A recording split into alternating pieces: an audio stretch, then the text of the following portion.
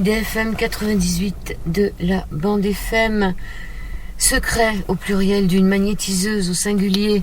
Comprendre, expérimenter, développer ses dons. Paru aux éditions du Dauphin. La plus ancienne thérapie du monde avec Martine Dick.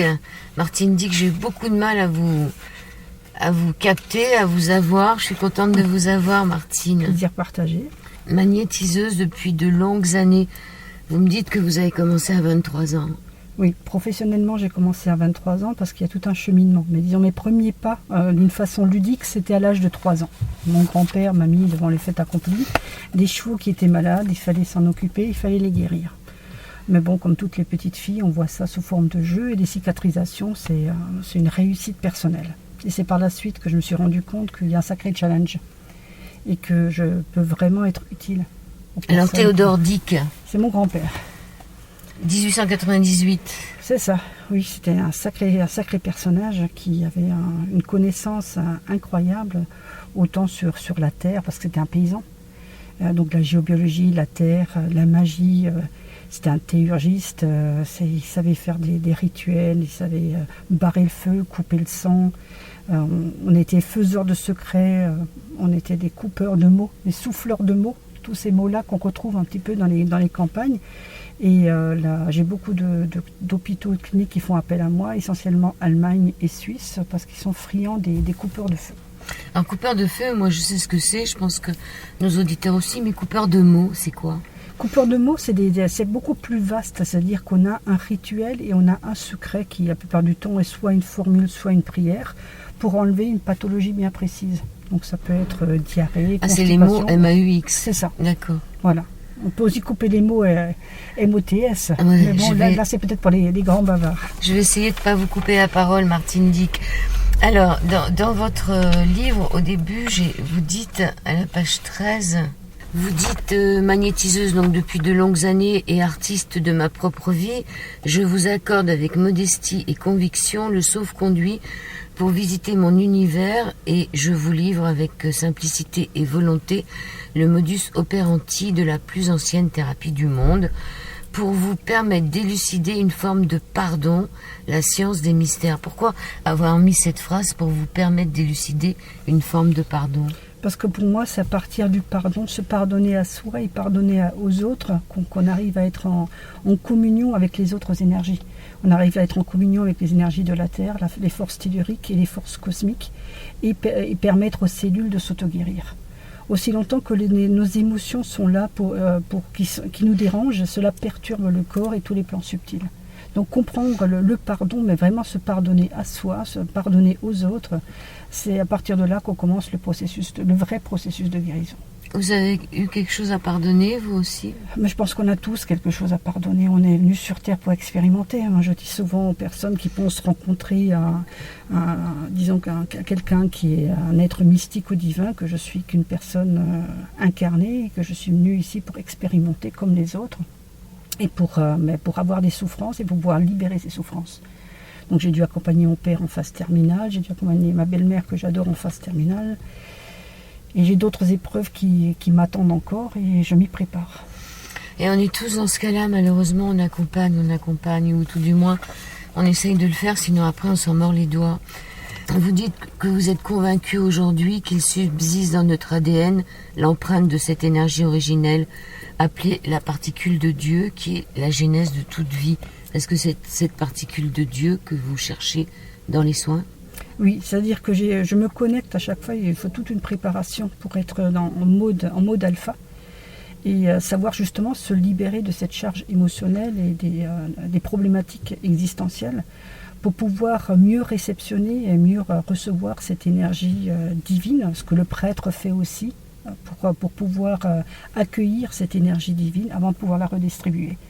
Donc pour moi, Dieu est en nous et Dieu est en chaque personne. Mais de Dieu au sens noble et large du terme. C'est-à-dire, pour moi, c'est un Dieu unique. Et il n'y a pas une connotation religieuse.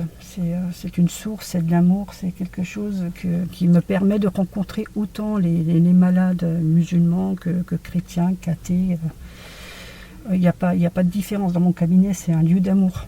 Et comme disait Aznavour, ma religion, c'est l'amour. Ouais, il avait raison. Vous parlez du 8e chakra qu'on appelle l'étoile de l'âme et qui est un centre d'énergie qui ressemble à une étoile dorée. Ça se trouve à 50 cm au-dessus du crâne. Est-ce que vous l'utilisez beaucoup dans les soins? Oui, je l'utilise beaucoup et essentiellement pour des personnes qui ont des problèmes existentiels karmiques et qui n'arrivent pas à comprendre le vrai sens de leur vie sur Terre.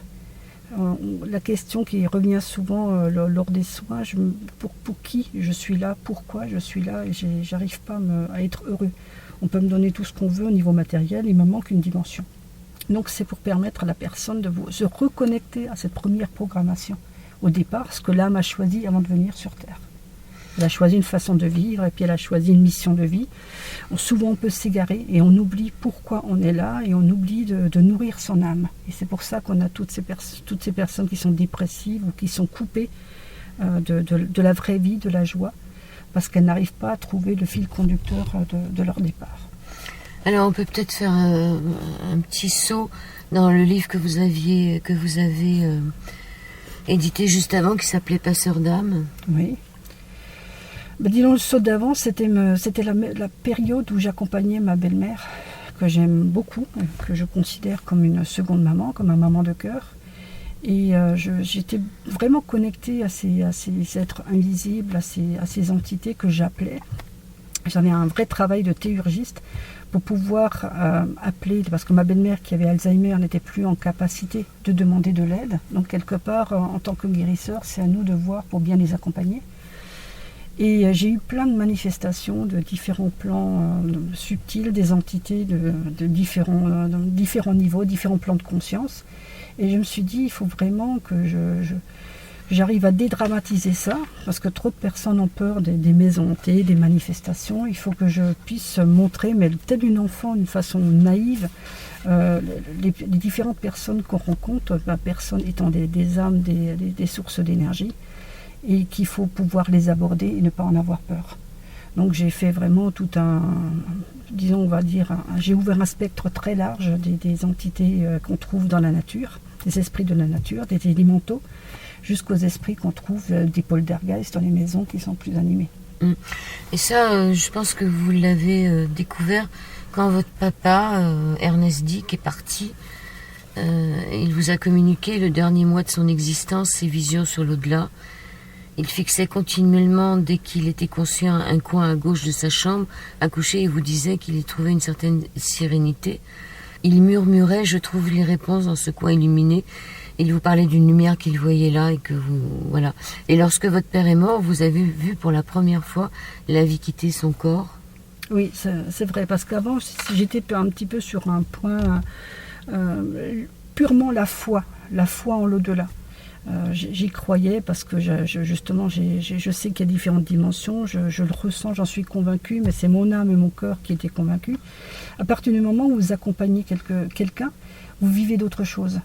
Vous voyez qu'à un moment donné, cette personne-là a des moments de sérénité, qu'elle a des moments de souffrance.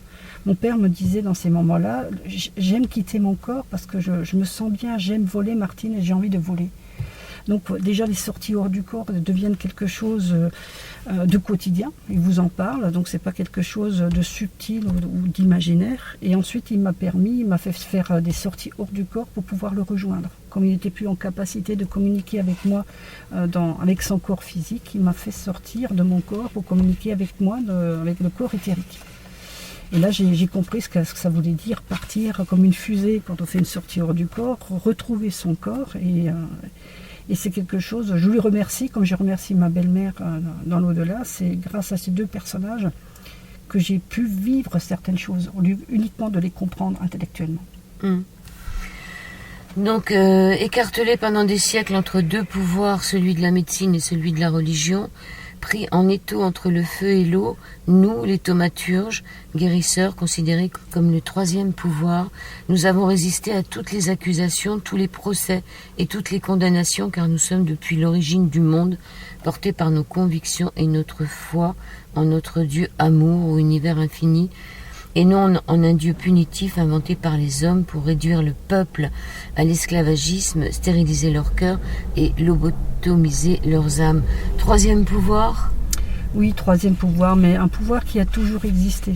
On est obligé de l'appeler le troisième pouvoir. Moi, je dis plutôt que c'était des soins, c'était une évidence avant. On a toujours eu des hommes médecine, il y a eu des chamans, il y a eu l'animisme, il y a eu des prêtres de la Haute-Égypte, il y a eu des sorciers blancs. Je veux dire, ces guérisons ont existé depuis toujours, depuis la préhistoire. On voit des hommes médecine créer des rituels, des protocoles, fabriquer même des petites amulettes de soins. On a trouvé un homme préhistorique qui portait une petite amulette de soins. Donc c'était on va dire, des soins, c'était un mélange de prêtres guérisseurs qui existaient depuis tout temps. Et à partir du moment où il y a deux pouvoirs qui sont affirmés dans cette société, la religion qui voulait vraiment mettre son empreinte et la science qui voulait elle aussi garder le monopole, du coup on a commencé à nous mettre à l'écart. Et donc on était obligé d'appeler ça un peu le troisième pouvoir. Moi je dirais plutôt que on a toujours cohabité, on a toujours collaboré avec la médecine, avec les prêtres, et je continue d'ailleurs à le faire avec les prêtres progressistes et avec les médecins qui sont ouverts dans certains hôpitaux. Et je continue à me battre avec les autres qui imposent certaines réalités ou certaines hypothèses. Parce que bon, pour moi, je pense c'est comme en Suisse ou en Allemagne, les meilleurs soins sont les soins où on peut collaborer.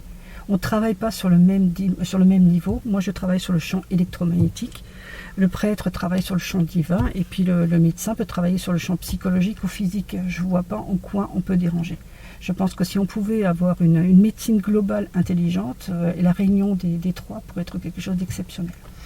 La Trinité, cette fameuse Trinité. C'est ça, la fameuse Trinité. C'est-à-dire que théoriquement on le sait, maintenant on attend juste que les humains sortent un petit peu du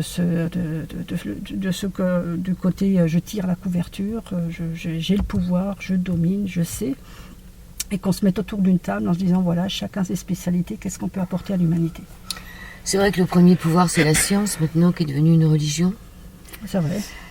La religion est en train de, plus ou moins, de passer au troisième plan, puisque ces médecines alternatives sont en train de prendre la deuxième place. Le magnétiseur contemporain est un copier-coller de son collègue du Moyen-Âge. Il a le même toucher exacerbé et le même bon sens paysan. Lorsqu'il approche ses malades avec sympathie, qui vient de sympathos et qui signifie souffrir avec, il soigne le bio-champ des malades avec la même gestuelle et un protocole identique. Comme ses ancêtres, il déclenche, lorsqu'on le rencontre, la fascination ou la crainte, car il incarne l'incompréhensible, tandis que son métier persiste à porter les stigmates de l'imagerie populaire associée à la sorcellerie et à la magie. Je pense un peu moins quand même en 2018. Tout dépend où on se place. Si vous voulez, si vous allez encore un petit peu dans la France profonde, dans les campagnes perdues, on porte encore l'étiquette un petit peu du guérisseur, celui qui sait. On est encore un peu effrayé par notre pouvoir. Et quand on va dans les grandes villes, les médecins comprennent très bien ce que c'est que l'électromagnétisme, ils comprennent qu'on a de la magnétite, ils comprennent le transfert d'énergie, ils savent qu'on travaille avec les ondes scalaires de la nature et du cosmos, qu'on travaille avec les ondes scalaires du cerveau, qu'on travaille avec qu'on donne des charges négatives aux cellules, qu'on reprogramme l'eau. Ils comprennent très bien notre mécanisme et qui est devenu un mécanisme pseudo-scientifiques, ils comprennent notre démarche, mais dans les campagnes, il y a encore tout ce côté un peu secret. On va voir un guérisseur d'une façon secrète. On vous met dans les sectes. C'est ça. Et il y a l'ami Vilude derrière qui essaye d'empêcher tout ça. L'Inquisition. Elle est toujours là. Oui. Voilà, c'est l'Inquisition, l'ami Vilude. Alors, vous dites que vous êtes allé chercher le secret des anciens, glané dans toute l'Europe. Vous êtes allé voir un peu ce qui se passait chez les autres. Oui, parce que c'est intéressant. Vous savez, on ne peut pas justement garder la tête sur le guidon et avoir l'impression qu'on maîtrise, qu'on sait, si on n'arrive pas à faire une synthèse de ce qui existe autour de nous. Moi, je suis une nature très curieuse et je sais que je ne sais rien. Et je sais que j'ai encore beaucoup à apprendre, ce qu'on disait tout à l'heure. Donc pour moi, c'était intéressant de connaître les autres approches, les autres rituels, pour pouvoir justement les conjuguer aux miens et pouvoir être dans cet esprit d'échange. Ça, c'est ma philosophie. Donc je suis allée voir des anciens qui m'expliquaient, qui étaient des toucheurs de mots, qui étaient des faiseurs de secrets, qui étaient des personnes, ceux qui ont le don ou ceux qui savent, comme on les nomme.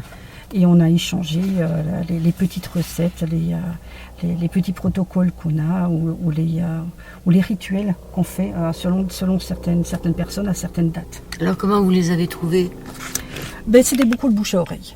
Donc ça c'était important, le bouche à oreille. Je demandais un petit peu dans chaque village, est-ce que quelqu'un soigne d'une façon naturelle? Donc je suis allée en Italie, en Slovénie, en Bulgarie, en Pologne, partout. Et on me dit oui, voilà, donc je glanais, j'allais vraiment, je me laissais porter par Dieu ou par le hasard. Et chaque fois que j'allais dans un village, je rencontrais quelqu'un qui me donnait le nom de quelqu'un d'autre et je me laissais porter comme ça, comme une feuille qui se laisse porter par le vent. Et là, ce sera l'occasion de faire un 3e livre? Oui, il y a un autre livre qui va sortir l'année prochaine, qui est des guérisseurs antiques aux guérisseurs quantiques, parce que je trouve ça tellement passionnant, le parcours qu'on a pu faire et qu'on continuera à faire, passer de la première médecine, la médecine empirique, à la médecine de demain, la nouvelle médecine de 3e millénaire, qu'il faut vraiment voir un peu l'odyssée des guérisseurs à travers les siècles. Alors, lors d'un soin, le pendule remplace le stéthoscope, les mains l'IRM, les passes magnétiques, le traitement médical et les secrets que je récite tel un talmudique pendant la séance remplacent l'ordonnance. Depuis la nuit des temps, on tire les feux, on conjure le mal, on reboote, on éveille le potentiel énergétique qui sommeille dans chaque être et qui ne demande qu'à s'exprimer et apporter la force de vie. Alors ça, votre livre va donner tout un tas de recettes, de secrets.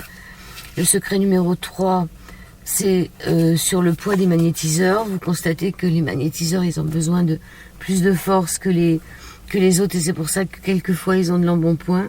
Oui, voilà, je veux dire, en règle générale, même si on passe notre temps à faire régime quand on est une femme, je pense que toutes les femmes qui m'écoutent comprendront, mais on est obligé de faire très attention à notre façon de manger. C'est-à-dire qu'on va faire 5 petits repas par jour pour toujours garder le potentiel magnétique et énergétique sur la journée. Parce quand on vient nous voir, il n'y a pas que l'énergie du cosmos qu'on va prendre, c'est pas que le Reiki, on va dire l'énergie être canal, c'est aussi notre propre énergie qui est associée à l'énergie du cosmos.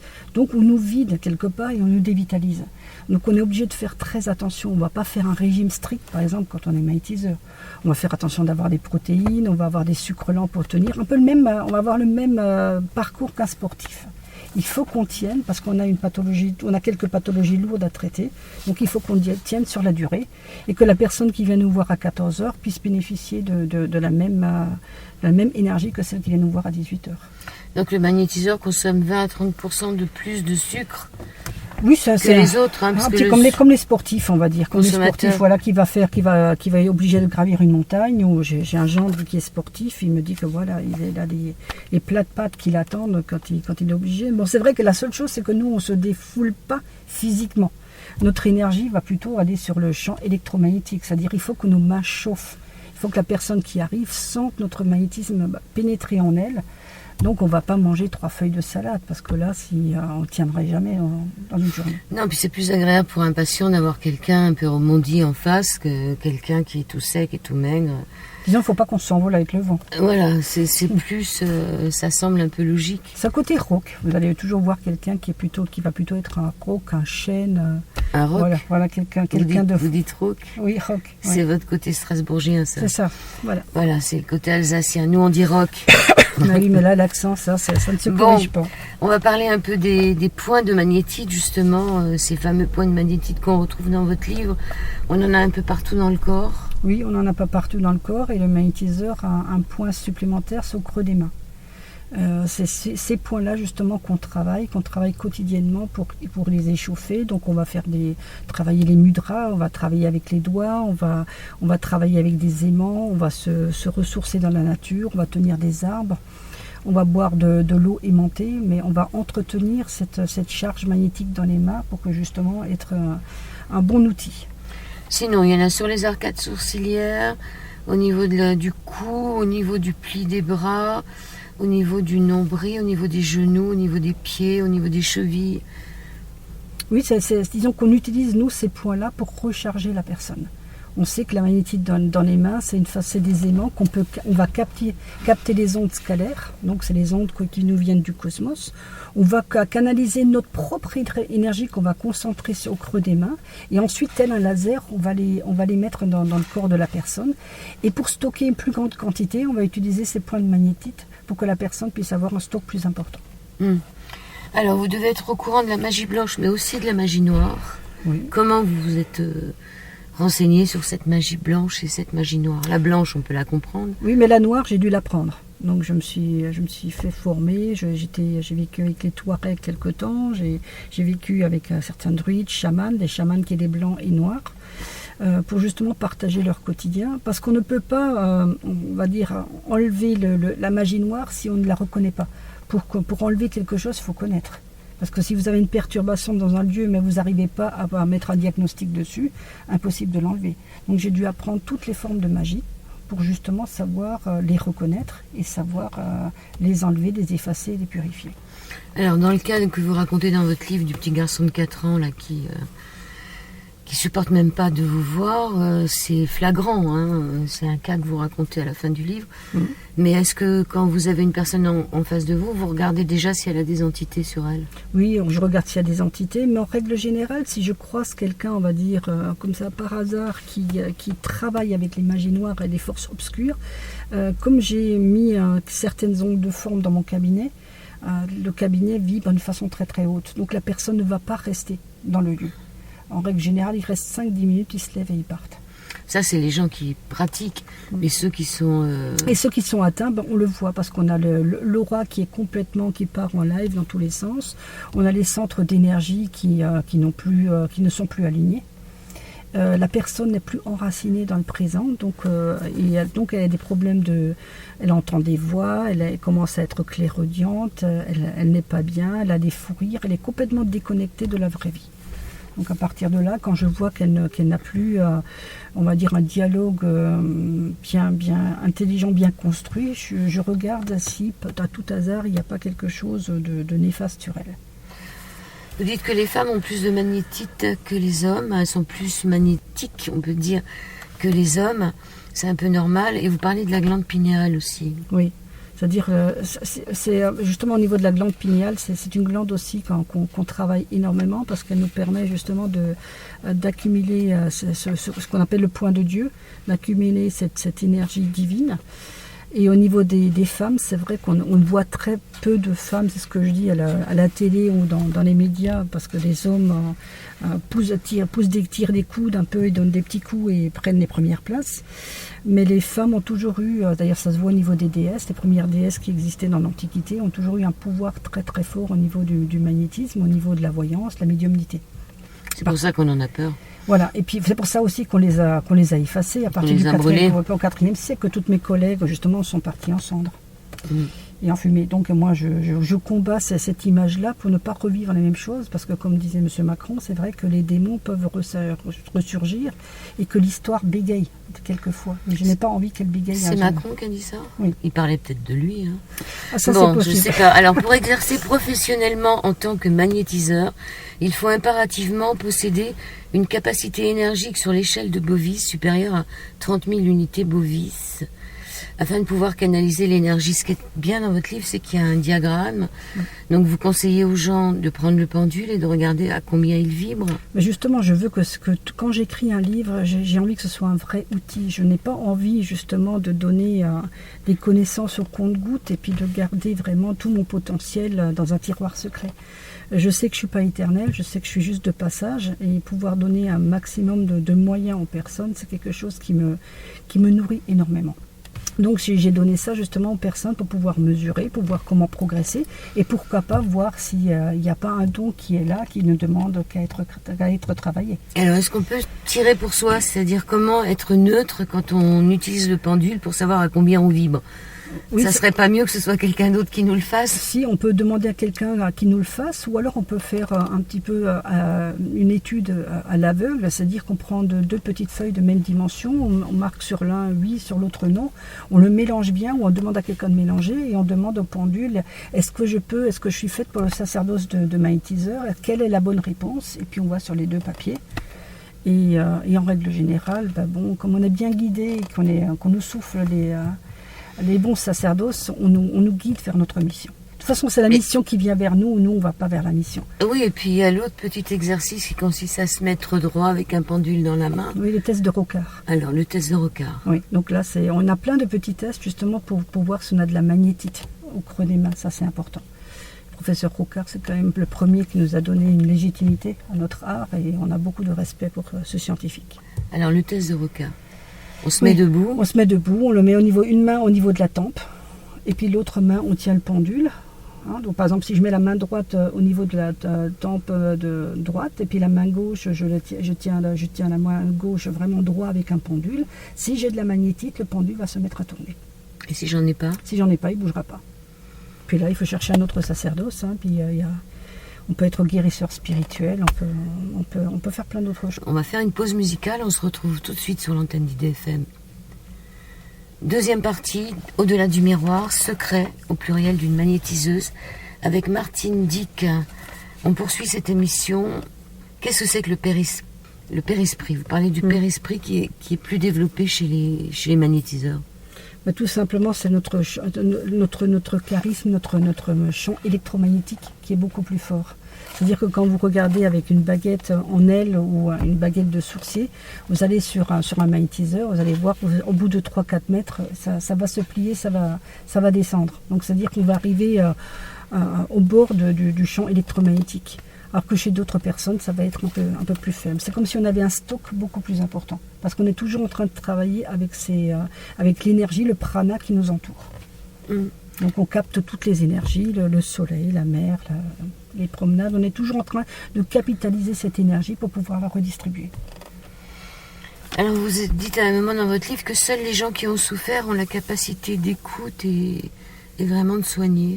Bon, je pense que tout le monde a la capacité d'écoute et ceux qui ont de la magnétite ont la capacité de soigner. Mais on va dire qu'on va le prendre peut-être avec beaucoup plus de profondeur, d'empathie. Et on est peut-être plus capable d'être en résonance quand on a connu vraiment le fond du gouffre, le fond de la piscine. Moi je sais qu'à 23 ans j'avais des capacités de soins, j'avais une capacité d'écoute, mais je ne savais pas ce que c'était vraiment de souffrir, d'accompagner et de tenir la main des personnes qui partent dans l'autre monde. Au fur et à mesure, quand on vieillit, là j'approche des 57 ans, on a déjà un sacré bagage et c'est vrai que quand j'aborde les personnes, j'ai l'impression de plus les aborder avec le cœur. Parce que mon cœur et mon âme ressentent ce qu'ils ressentent. Je sais ce que c'est vraiment de souffrir de la perte, d'un divorce, d'une séparation, des enfants qui quittent le nid, etc. Quand il y a du vécu, quand il y a eu des souffrances, on arrive vraiment à se mettre sur la même fréquence vibratoire que l'autre. Ça, c'est lié à l'âge. Voilà, c'est lié à l'âge, mais il faut l'utiliser aussi. Je veux dire, il faut quand même être à l'écoute de l'autre. Il y a des gens qui ont cette expérience-là, mais ce n'est pas pour autant qu'ils vont vous entendre ou vous écouter. Est-ce que vous pouvez vous rappeler du premier soin que vous avez donné en tant que magnétiseuse? Oui. Le tout premier. Oui. Vous pouvez nous le raconter? Le premier, il m'avait marqué parce que c'est vrai que j'étais très fébrile. J'avais peur la première fois d'une façon professionnelle parce que je me suis dit, il faut vraiment que je prouve que je suis capable de tenir la route, que je peux faire un bilan énergétique, que je capte les bonnes choses et que la personne ait le meilleur des résultats. Donc le monsieur, il arrive, et il se présente à moi et puis il me dit qu'il a mal au bras droit. Alors, je fais un bilan, je lui cache le mieux possible ma nervosité et puis ma peur.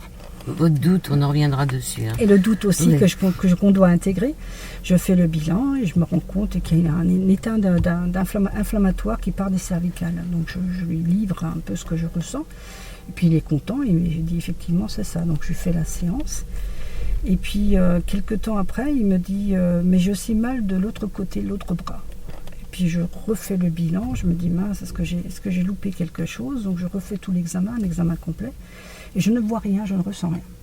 Et c'est là que je lui dis, écoutez, je suis désolée, le premier bras, oui, là je ne ressens rien. Et c'est là qu'il m'a dit, je voulais juste voir un peu si vous avez des compétences. Oui, c'est ça, les gens qui vous mentent. Voilà, et je voulais vous tester. Donc j'étais contente d'avoir réussi ce test et surtout ne pas être rentrée dans ce jeu de séduction, à vouloir absolument plaire à l'autre en disant, oui, je sens, là, c'est pas les cervicales, mais c'est les dorsales. Donc c'est très bien finalement.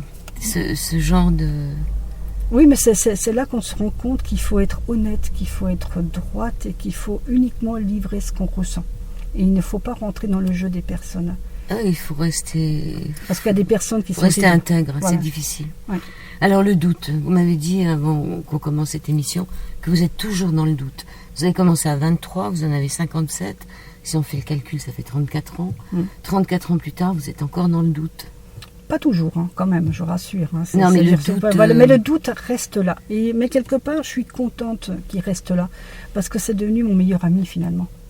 Parce que je crois que le jour où je ne vais plus vivre en duo, partager ma vie avec le doute, je vais peut-être tomber dans la routine ou dans le laxisme. Le doute me permet de me surpasser, de vraiment faire le meilleur, d'être à l'écoute et de me réjouir à chaque victoire. Voilà, mais c'était le doute justement dans le fait de poursuivre cette routine. Il n'y a pas un moment où vous vous dites « bon, je pourrais faire autre chose ». Je pense qu'on se dit tous ça, vous savez. La vie n'est pas un long fleuve tranquille. Il y a des moments, ça m'est déjà arrivé à 2-3 reprises où j'avais envie de tout lâcher. Alors, c'est ce que vous essayez de me dire tout à l'heure et je vous ai dit on en parlera plus tard. Vous avez essayé de tout lâcher, vous avez commencé à envoyer une lettre. Oui, et puis cette lettre, elle est revenue à l'URSSAF. Il n'y a pas de destinataire à l'adresse indiquée. Or, l'URSSAF à Mulhouse, c'était très très grand. Je trouvais ça amusant. La seconde fois, il manquait un papier, donc le courrier est revenu en disant dossier incomplet. Je me suis dit, bon, ça veut dire que Dieu ne veut pas. C'est un signe. Voilà, je continue.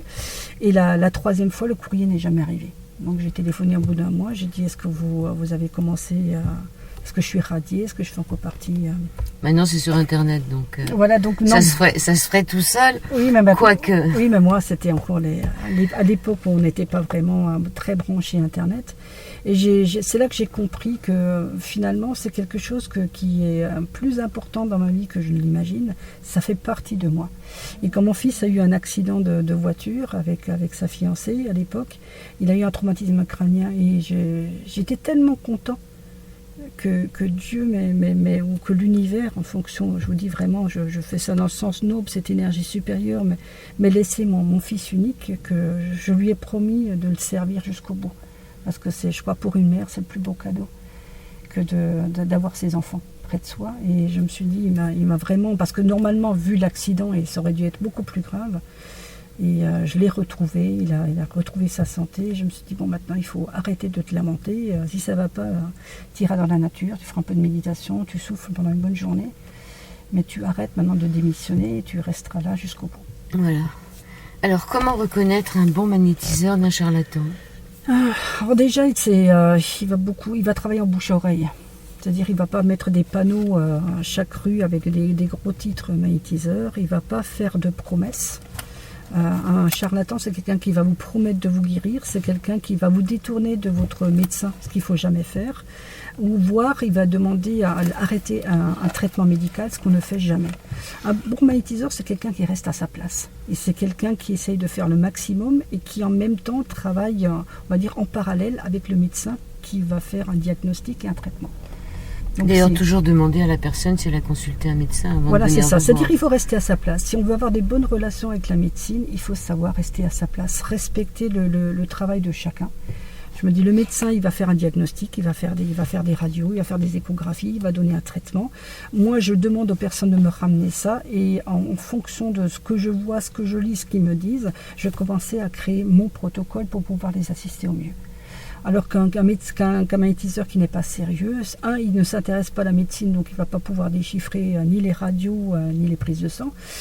Petit 2, il va se prendre pour un dieu supérieur, et puis il va croire que bon, et si lui il touche, c'est bon, moi je te touche et Dieu te guérit.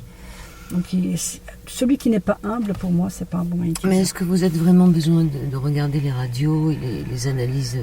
On n'est pas obligé de le faire, mais moi j'aime bien le faire parce que je suis une perfectionniste, on va dire. Oui, mais en même temps, ça vous emmène dans le fait que c'est peut-être pas ça finalement, c'est peut-être pas...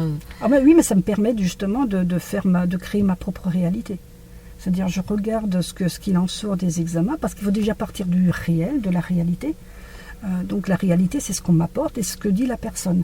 Et ensuite, je regarde des plans subtils, ce qui est en dehors de ça, ce qu'on disait tout à l'heure, être un détective. Oui, un détective. Savoir un peu d'où vient ce c'est problème. Amusant, voilà. ça c'est le côté amusant de l'affaire. Les cycles de la vie, tous les 7 ans, ça change. On n'est pas le même 7 ans plus tard. Non, effectivement, on change et on se rend compte qu'on a d'autres approches. Alors ça, si on arrive à la tourner d'une façon bénéfique, à tirer une bonne leçon de ces 7 ans et de voir un petit peu le verre à moitié plein au lieu de voir à moitié vide, c'est très intéressant parce qu'on va se bonifier comme un bon Bordeaux. Par contre, si on voit le verre à moitié vide et on ne sait pas ce qu'on fait dans ce sacerdoce, on peut complètement se perdre et peut-être changer de route. Donc c'est important de toujours être optimiste, objectif et puis de voir, comme je disais tout à l'heure, le beau dans toutes les choses. Pour les dettes karmiques, pour défaire les nœuds karmiques, plusieurs séances sont nécessaires, 5 à 8 en moyenne. Comment vous faites pour aller voir ce qui se passe dans le... Alors là, je travaille au niveau justement du 8e chakra, capter ce qui se passe dans le corps astral et dans le corps divin, c'est-à-dire faire vraiment une étude avec les mains en scannant, par télépathie et en même temps par radiesthésie. Et ensuite, tout le travail que je fais, c'est toujours selon l'ordre divin. C'est-à-dire il faut une fois de plus ne pas se prendre pour un dieu, essayer de voir si on peut payer certaines dettes karmiques pour passer à autre chose. Donc je regarde si on peut alléger, si on peut trouver des pistes, si on peut enlever, on va dire, cette boucle. Des fois, des gens qui font toujours les mêmes erreurs en boucle. Si on arrive à comprendre que cette personne reproduit toujours les mêmes erreurs, on peut être un miroir pour cette personne. Et juste pour qu'elle ait une prise de conscience et qu'elle arrête de reprogrammer toujours ces mêmes épreuves, qu'elle passe à autre chose, qu'elle change de cycle. Vous avez des outils magiques dans votre livre, pas mal, très sympathique. Par exemple, la pierre de foudre. Oui. Où est-ce que vous la trouvez, cette pierre? Alors là, c'est pareil, c'est entre guérisseurs qu'on arrive à avoir ces pierres. C'est des pierres, c'est comme la pierre de Dieu. Entre guérisseurs, on a un capital, on a reçu des pierres de nos anciens qu'on va pouvoir distribuer à d'autres collègues. Donc voilà, cette pierre de foudre, je l'ai eue d'un guérisseur en Italie. Il en avait 4, il m'a donné une pierre parce que je lui ai donné une pierre de Dieu. Alors c'est quoi la pierre de foudre? C'est une pierre qui a été foudroyée? Oui, c'est ça. Qui a reçu la foudre? C'est une pierre qui a capitalisé une certaine énergie et cette pierre-là, on peut l'utiliser pour couper le feu ou pour cicatriser certains maux. Et la pierre de Dieu, c'est une pierre qu'on trouve au gré des promenades, au gré du hasard. Et elle a la forme d'un doigt, on voit même le petit l'ongle. Et quand on voit un doigt avec l'ongle, qu'on trouve ça par hasard, c'est que Dieu nous a pointé du doigt pour dire qu'on doit faire cette mission-là. Super. Et là, il y a encore la pierre à venin, ou pierre du berger. Oui, ça c'est pareil. On ne trouve pas trop ici, on ne trouve plus dans les Pyrénées. Donc c'est une pierre aussi qu'on se transmet de guérisseur à guérisseur. Mais on le fait de moins en moins parce que disons qu'on n'a plus trop de problèmes de serpents, on va dire. On n'a pas trop qu'on compte. C'est comme si on cherche un rituel pour éloigner les ours ou les loups. On arrive maintenant dans une période où on a un petit peu moins ces ennemis. On en a d'autres qui sont plus de l'ordre de l'invisible. Bon, le cristal de roche, tout le monde connaît. Le sceau de Salomon. Oui. Ça c'est pareil, on l'utilise beaucoup dans notre côté magique pour créer des pentacles, pour créer des fétiches, pour avoir une protection, pour avoir un bouclier. C'est des protections qu'on utilisait déjà à l'Antiquité, que les déesses utilisaient pour pouvoir se mettre à l'abri des autres et ne pas avoir d'impact négatif pendant les rituels. Et cette bague bénie par la lune et le soleil qu'on porte à l'annuaire représente depuis le 4e siècle avant Jésus-Christ, le symbole de la permanence. C'est quoi cette bague? Vous la faites bénir par un prêtre? On n'est pas obligé de faire bénir par un prêtre parce qu'on a nos propres rituels de bénédiction. C'est comme quand on va bénir une écurie, un poulailler, une maison. On peut Non, je l'ai pas là. Je l'ai pas sur moi. Vous l'avez pas sur vous? Non, je l'ai pas sur moi. On peut en faire soi-même, c'est-à-dire qu'on a appris des rituels pour le faire soi-même. Quand on porte une bague, c'est essentiellement quand on a des rituels importants à faire pour être protégé. C'est pour ça que je l'ai pas sur moi aujourd'hui. D'accord. Et le bâton de magicien, c'est quelque chose qu'on fait soi-même? Qu'on fait soi-même, c'est-à-dire qu'on a un certain bois, on doit chercher le bois pour le créer, on peut mettre des cristaux dedans, on peut même faire le bâton de rebouteux ou de sorcier où on va mettre à l'intérieur les plantes. Et comme ça, quand on touche le malade avec le bâton ou avec le bâton de magicien, le bâton de sorcier, on met déjà notre propre signature sur le corps éthérique du malade. Vous conseillez peut-être à tout le monde de porter une obsidienne? Disons que c'est une protection naturelle et qui ne revient pas très très cher, donc c'est ça qui est bien. Ça évite les pollutions électromagnétiques, ça évite les pollutions des personnes qui véhiculent des énergies négatives. Donc effectivement, porter ça sur soi. En plus, c'est une pierre qui ne se charge pas. Elle est juste là pour créer un bouclier. Ensuite, vous parlez de passes un peu ancestrales.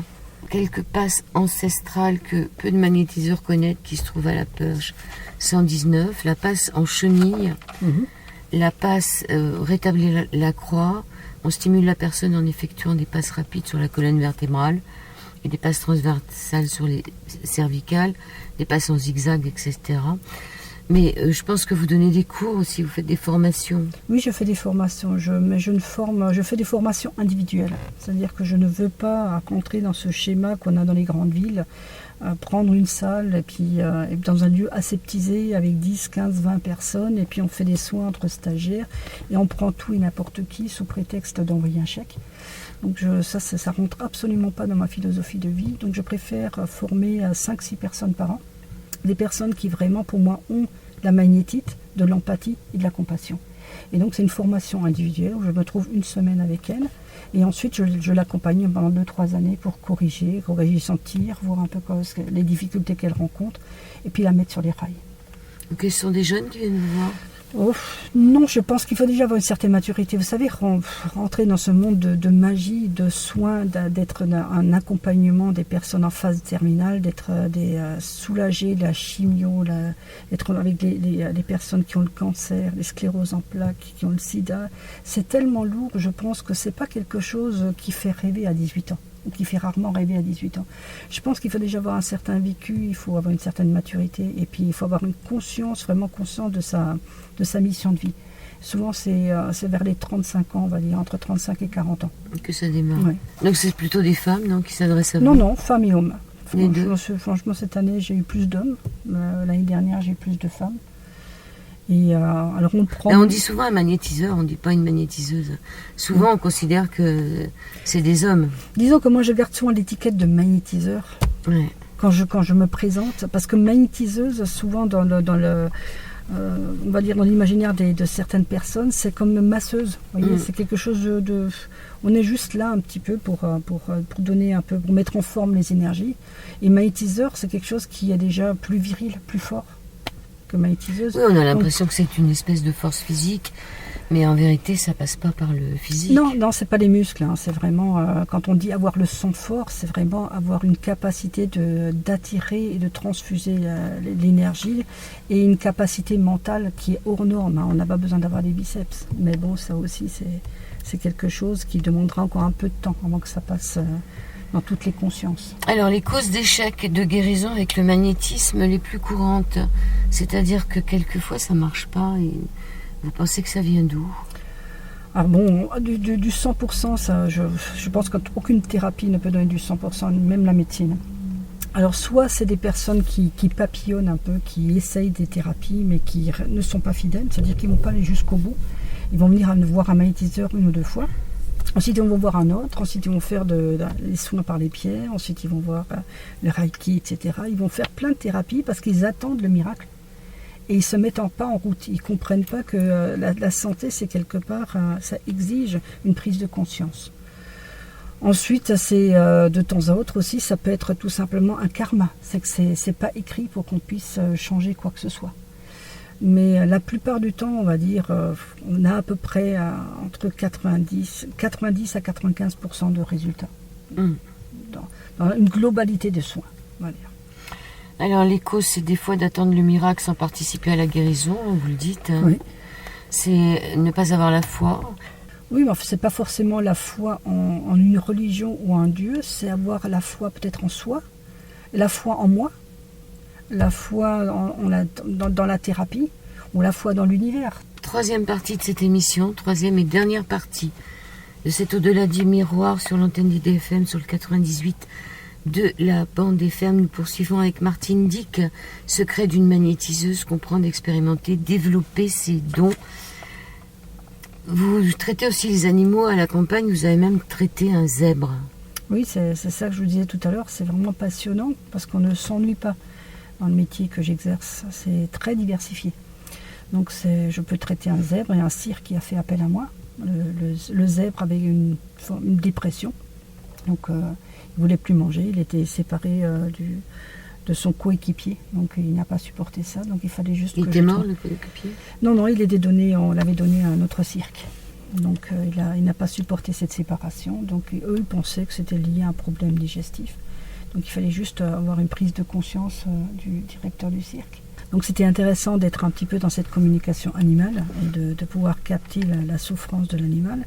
Ça peut être dans les fermes, les vaches, les chevaux, les moutons. Ça peut être une souffrance liée à une pathologie, ça peut être lié à un sous-sol au niveau de la terre qui n'est pas terrible. Et l'animal se dévitalise. Donc c'est à moi de capter ce qui ne va pas et puis de trouver l'origine du problème. Pour les mettre en zone neutre et puis pouvoir rétablir cet équilibre. Quels sont les points positifs de votre profession et quels sont les points négatifs? Si on conseille à quelqu'un de devenir magnétiseur, à quoi il doit s'attendre? Ou elle doit s'attendre? Bon, les points positifs, c'est vraiment quand il y a des résultats, quand il y a le miracle s'impose, hein, bien sûr, pas uniquement par notre travail, mais par une collaboration entre le malade, la foi et moi, c'est quelque chose qui fait vraiment chaud au cœur, on se sent vraiment utile. Quand on voit des animaux qui sont condamnés et qu'on arrive à leur donner un sursis 1 an, 2 ans, 3 ans, c'est enrichissant. Par contre, ce qui est difficile, il faut se dire, c'est beaucoup d'heures, c'est s'investir vraiment du matin au soir. Il n'y a pas de jour de repos vraiment. Si la personne est en souffrance le dimanche, elle doit pouvoir nous contacter. Si on est en vacances et qu'il y a une urgence, il va falloir être là. Donc on n'a pas une vie tranquille de fonctionnaire, c'est vraiment un sacerdoce. Le côté difficile, c'est quand on doit accompagner des personnes en phase terminale. Nous ne sommes que des humains, donc à par moment on a de l'attachement pour la personne. Donc on est en souffrance quand la personne nous demande de créer un miracle et qu'on sait qu'on ne peut pas. Alors comment vous faites en phase terminale? Là on joue un peu ce côté passeur d'âme. C'est-à-dire on apporte la sérénité, on travaille sur l'âme, on travaille sur le cœur, on fait un protocole d'harmonisation des chakras, on met des prières sur le 7e, 8e chakra et on aide la personne à retrouver une certaine sérénité. Et on lui demande de prendre appui sur nous. Donc elle va profiter de notre force, de notre énergie, elle va essayer de retrouver la quiétude et la sérénité en s'appuyant sur nous. Donc c'est un moment qui est beau, qui est fort, qui est enrichissant, qui est merveilleux. Mais c'est vrai que ça demande là aussi une certaine maturité pour ne pas s'effondrer. Un passeur d'âme doit être fort. Donc ça c'est un peu difficile. Dans votre livre, il y a aussi des traitements que vous proposez, c'est quelques lignes à chaque fois. Pour la cataracte, il faut que je vous pose la question. Cataracte, compresse de jus d'oignon et de miel 3 fois par jour. Je pense qu'on ferme l'œil, non? Oui, c'est préférable. Non, c'est vraiment les yeux fermés qu'on met des compresses dessus. Donc c'est vraiment les anciennes petites recettes, parce que qui dit guérisseur, qui dit magnétiseur, s'attend toujours à recevoir un petit peu la recette magique, entre guillemets.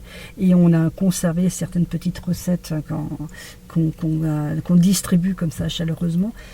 Comme les feuilles de chou frisées quand on a une inflammation qu'on met sur les zonas aussi. Oui, voilà, ça c'est pour aspirer le feu, les cures d'argile, etc. Donc on donne des petits conseils sans rentrer dans un protocole médical, parce que là aussi il faut savoir juste s'arrêter à temps. Les hauts lieux, donc un haut lieu est une porte spatio-temporelle sacrée bombardée en permanence de particules cosmiques qui vibrent entre 18 000 et 25 000 unités Bovis. Pour faire ouvrir les portes de l'invisible, on peut essayer d'ouvrir les portes. Oui, on peut essayer. On n'y arrive pas toujours du premier coup parce que ça demande énormément de détachement, de lâcher prise, qu'il faut vraiment savoir travailler les énergies. Mais avec un peu de volonté, beaucoup d'amour et de curiosité, on peut y arriver. Et alors, qu'est-ce qui se passe une fois qu'on a ouvert la porte? Disons on arrive. Oui, qu'est-ce qu'il y a derrière la porte? Oui, ça c'est sûr. C'est ce que je me suis demandé aussi la première fois. Mais c'est pas qu'on a, c'est-à-dire c'est pas un dessin animé. Hein. Je veux dire, on voit pas un film et d'un seul coup quelque chose qui apparaît. C'est plutôt une rencontre intérieure. On a une sérénité, on a plus d'énergie, on a une joie, on a du bonheur. Il y a vraiment des sensations très très fortes qui se présentent à ce moment-là. Et pas forcément dans le visuel, plus dans le ressenti. Dans une annexe, vous parlez des stages individuels que vous faites sur le site martine-du6dick.fr. Module 4, devenir un chasseur de fantômes. Vous m'en parlez un peu avant de finir l'émission. C'est quoi un chasseur de fantômes? Oui, ça vous intrigue. Ouais. Donc ça c'est, on va dire c'est ça amuse un petit peu. Hein. On n'est pas un Ghostbuster, on ne vient pas avec un appareil et on aspire les fantômes. Ah dommage. Oui, c'est dommage effectivement. Mais c'est chaque fois savoir intervenir dans des lieux qui subissent des perturbations.